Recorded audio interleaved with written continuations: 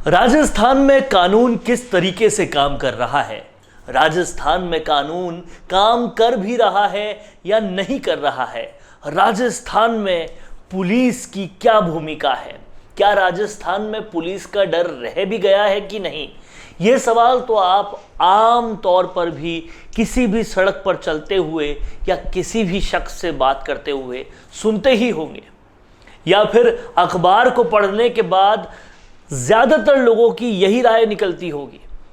लेकिन अब जो हुआ है वो कहीं ना कहीं ऐसा लग रहा है कि एक मकसद के तहत हो रहा है।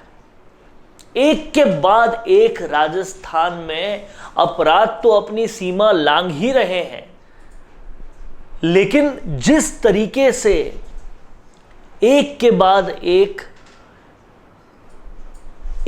निश्चित दिशा में अपराध हो रहे हैं वो बड़े चिंता की विषय है। अब समझने वाली बात यह है कि उदयपुर में पहले एक घटना हुई जहां पर आतंकवादियों ने केवल एक नुपुर शर्मा के समर्थन करने वाले टेलर के परिवार के साथ बहुत बुरा किया।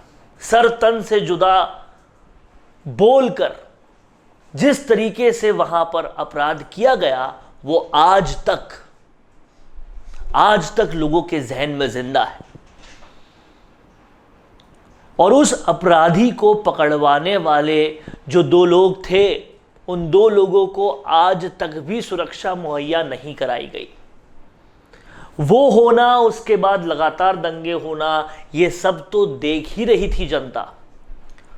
पर अब फिर से एक बार नागौर में एक संत की निर्मम हत्या कर दी गई, और वो हत्या जो है चाकू से गोदकर की गई।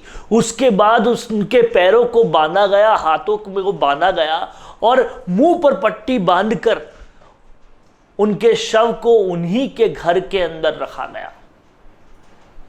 अपराधियों के हौसले इस कदर बुलंद हैं और एक ही दिशा में होने वाले ये अपराध किस तरफ संकेत देते हैं यह समझना पड़ेगा। कैसे लोगों के हौसले इतने बुलंद हो जाते हैं कि 72 साल के एक संत की इतनी निर्मम हत्या नागौर में कर दी गई। हत्या को लेकर सियासत तो हो ही रही है। सबसे पहले वहां के सांसद हनुमान बेनीवाल ने हत्या को कंडेम किया और कहा कि जिस तरह से कांग्रेस सरकार काम कर रही है, लॉ एंड ऑर्डर पूरी तरह से ध्वस्त हो चुका है। क्या हो रहा है दलितों के साथ, क्या हो रहा है संत महात्माओं के साथ, वो वाकई निंदनीय है। उसके बाद राजेंद्र राठौड़ समेत राज्यवर्धन राठौड़ और भाजपा के तमाम सारे नेताओं ने भी कांग्रेस पर जमकर हमला बोला। लेकिन यहां मसला हमला बोलने का मात्र नहीं है, यहां मसला यह है कि लगातार एक ही दिशा में अपराध कैसे हो रहे हैं। और अगर वो एक ही दिशा में अपराध हो रहे हैं तो उसको खत्म करने के लिए, रोकने के लिए, आगे से ऐसा कुछ नहीं हो यह करने के लिए इतने सालों में भी कोई काम क्यों नहीं हो रहा।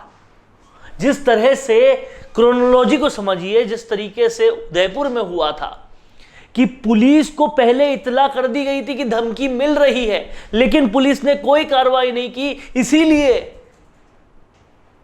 वो पूरा काम वहां पर हुआ। ठीक वैसे ही ये बाकी सारे मामलों पर भी कहीं ना कहीं पुलिस की लचर व्यवस्था, पुलिस का बिल्कुल भय नहीं होना, और जिस तरह से इन तमाम मामलों को डील कर रही है पूरा प्रशासन, उस गलत डीलिंग की वजह से ये सारे मामले होते जा रहे हैं। आतंकवादियों द्वारा हमला किया जाना, इस तरह से निर्मम हत्या कर देना, फिर एक के बाद एक दंगे होना, और उसके बाद इस तरह से संत महात्माओं की हत्या होना, और इतनी निर्मम हत्या होना कि 72 साल के संत महात्मा की अगर आप चाकू गोद कर हत्या करते हो, आंखों पे पट्टी बांधते हो, पैरों पे पट्टी बांधते हो और फिर छोड़ देते हो घर में उनके, और उसके बाद पुलिस प्रकट होती है, तो कहीं ना कहीं सवाल ये उठता है कि लगातार एक के बाद एक क्यों ऐसा हो रहा है। और उस पर भी आगे जाकर जब पूरे परिप्रेक्ष्य को देखा जाता है तो अल्पसंख्यकों में भी एक धर्म विशेष के ही हॉस्टल्स बनाई जा रही है सरकार।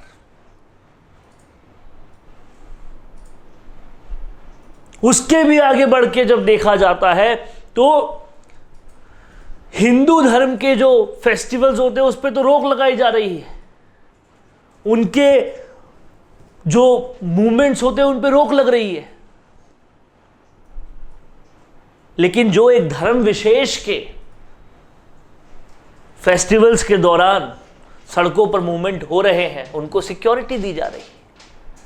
ये भेदभाव, ये अंतर, ये लचर व्यवस्था और इन सब की ये क्रोनोलॉजी कहीं ना कहीं बताती, दिखाती, जताती और समझाती है कि यहां दाल में कुछ काला नहीं बल्कि पूरी दाल ही काली है।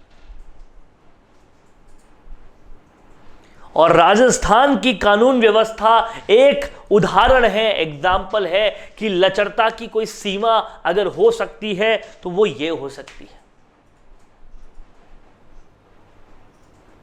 और आज दिन तक भी कोई इन मामलों पर ऐसी ठोस कार्रवाई नहीं होती, सिर्फ कानून बन जाते हैं, उनका इंप्लीमेंटेशन नहीं होता जिससे ये काम रुके।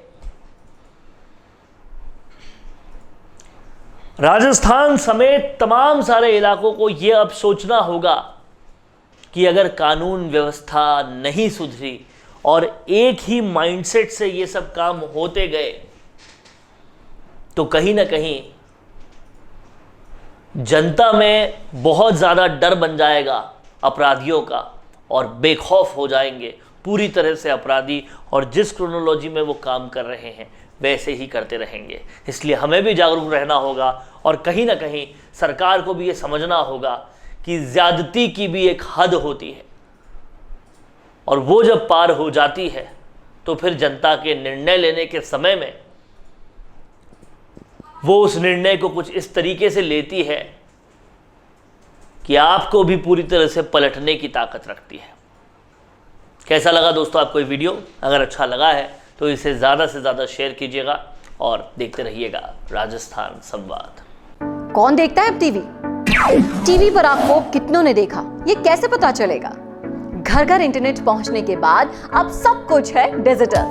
आपका वीडियो कितनों ने देखा ये हर पल आपको पता चलेगा, इसलिए डिजिटल मीडिया में बनाइए अपनी पहचान।